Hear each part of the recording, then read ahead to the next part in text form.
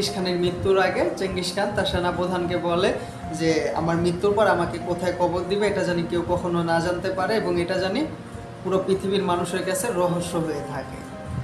এটা আজও রহস্য, আজ পর্যন্ত কোনো বিজ্ঞানী গবেষণা করে বের করতে পারেনি চেঙ্গিস খানের কবর কোথায়। দেন চেঙ্গিস খানের মৃত্যু হয়, তাকে মাটি দেওয়া হয়। দেন যারা তাকে মাটি দেয় তাদেরকে ওইখানে চেঙ্গিস খানের সৈন্যরা হত্যা করে, এবং চেঙ্গিস খানের সৈন্যরা নিজেরা নিজেদের হত্যা করে।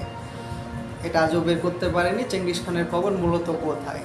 চেঙ্গিস খানের ক্যারিয়ার ছিল, শাসনকাল ছিল 1206 থেকে 1227 বা 28-এর মধ্যে। 21 বছর তার শাসনকাল ছিল।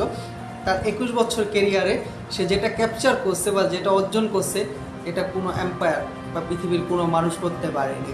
কিন্তু এমন না চেঙ্গিস খান মরার পর তার মঙ্গোলিয়ান এম্পায়ার ধ্বংস হয়ে গেছিল। তার মঙ্গোলিয়ান এম্পায়ার আরও বহু দূর আগে গেছিল তার বংশধরদের কারণে।